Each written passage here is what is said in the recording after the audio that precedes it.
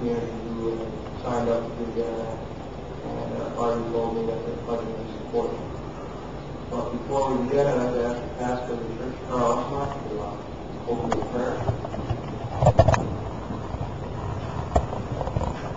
Well, I hope you're glad you come tonight to start a new project in a new way. We're hoping to help a lot of people that may need some help.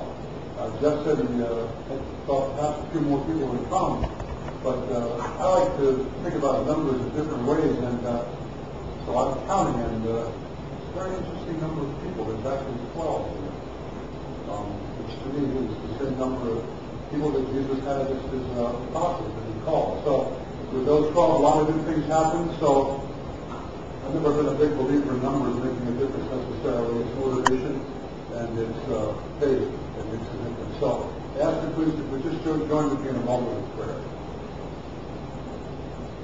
Our Heavenly Father, we come to you in this time as we come to you in all times and ask for your direction and for your obedience.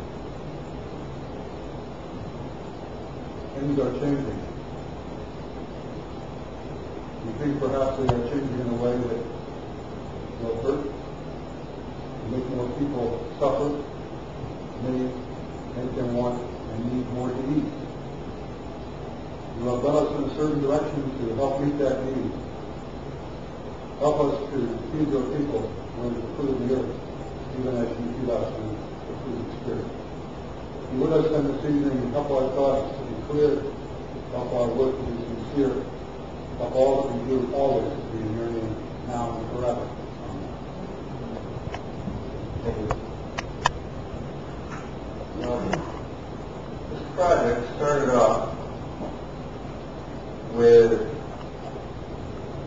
well, it's obvious current economic crisis. I was watching the news and I saw Major John Morrison from Salvation Army, and Christmas time was making a food, so more food be given for the poor, and also stated that there were more people also asking for food from Salvation Army.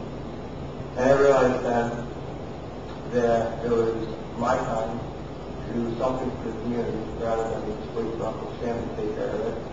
And I was immediately reminded of admonition that we Christians have been told by Christ in Mathew 25, verses 31 to 46. And it reads, "But the Son of Man comes in his glory, and all the angels with him, and he'll sit upon his glorious throne. All the nations will be gathered in his presence, and he will separate the people as the shepherd separates the sheep from the goats. He places the sheep at his right hand and the goats at his left. And the king will say to those on his right, Come, who are blessed by my Father, inherit the kingdom prepared for you from the creation of the world. For I was hungry, and you fed me. I was thirsty, and you gave me drink. I was a stranger, and you invited me into your home. I was naked, and you clothed me. I was sick, and you cared for me. I was in prison, and you visited me." And as a Christian, this was enough to motivate me to do something now. And so this is how the running began. And the first question I actually had, which is one you may have, is, again, you grow food. What are you going to do with it? You can't go from door to door. And the most realistic solution is to go to places like the Salvation Army and see if they will accept donations.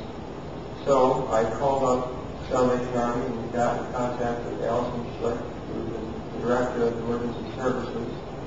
And she told me that they would gladly take fresh food donations, and they're actually in real need of it all the time, even when there's a crisis.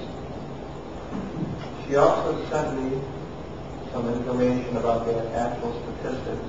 You have to read it because it's kind of small.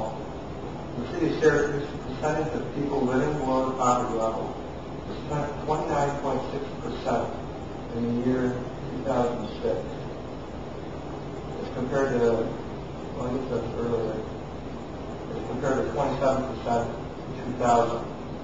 26% of all families and 49% of families with a female head of household and no spouse present had incomes below the poverty level. This means that the total population of the city of Syracuse is 139,000, 41,000 of which are below the poverty level. And 40% of that 41,000 are children under the age of 18. For us who live in the country, poverty is also rising. In 2006, it was reported that 13.3% of the people living in Onondaga County were below poverty levels. In 2000, it was 12.2%. In 1990, it was 10.3%. And then when the economy is worse, that number is going to grow much, much more. Another statistic that she gave me that they don't, I didn't mention put up there, was the amount of people that feed at the Salvation Army through the food pantry. And in January 2007, it was 520 people. This past month, it's about 919. And that's just through the Salvation Army. There's many food pantries throughout the country and area. Now I'm going to go over what we could potentially grow, and I hope to grow, and the menu of the garden is, as it reads, beans, peas, carrots, leaf lettuce, sweet corn, cabbage, tomatoes, onions, cucumbers. The reason I chose all these items, twofold. First of all, they're all nutritional. And the second, I put myself in the shoes of somebody who's really poor and has to go get food on their own. And I asked myself, what would I expect they would have for me?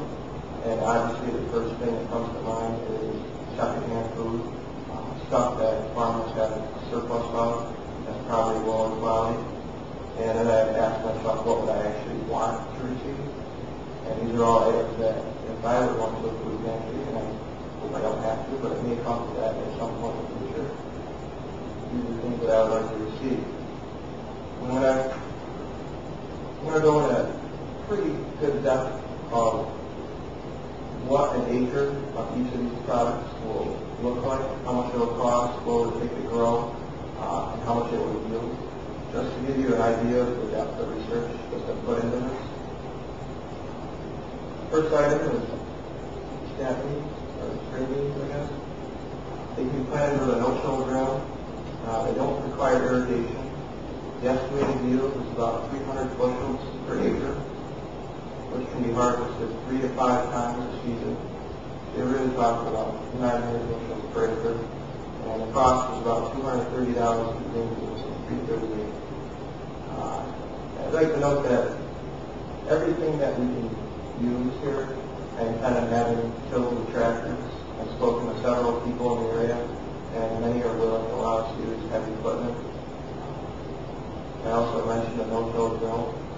There's a land conservancy in Lafayette. I've been working with them, and they're pretty much ready to loan us an 80,000 grain drill, and it has the ability to plant virtually any seed. The reasons to plant with a tractor and fill with a tractor are obvious. When you get over the size of an acreage, it's a real hassle. Planting with a planter also will give us straight rows, which means we can do most of the weeding with a cultivator.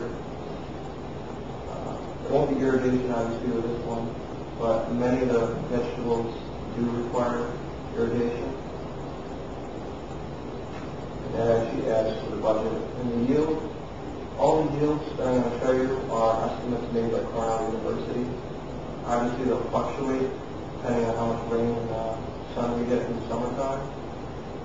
But if you don't know, a bushel is about 8 gallons, or 1 brown paper shopping bag. Next item is carrots. So that also will be planted with a no-till drill. They don't require irrigation. The estimated yield is 192,000 carrots per acre. Seed cost of $144. It can be left in the ground until needed, which is kind of nice, so we don't have to really weed. We can just leave it in the ground until it goes across. That number looks big, but later on I described how much each acre of food could realistically feed in the area, and it's not as much as you would think. It seems like a lot, but it's not. Peas, the next item, they also be planted with a no-till drill and don't require irrigation. It's estimated to get 100 bushels per acre. I would like to see a bumper crop put in, which means when they're harvested in June, we can plant once again and have some for the fall. The seed cost is $55. The beets planted with a no-till drill. They don't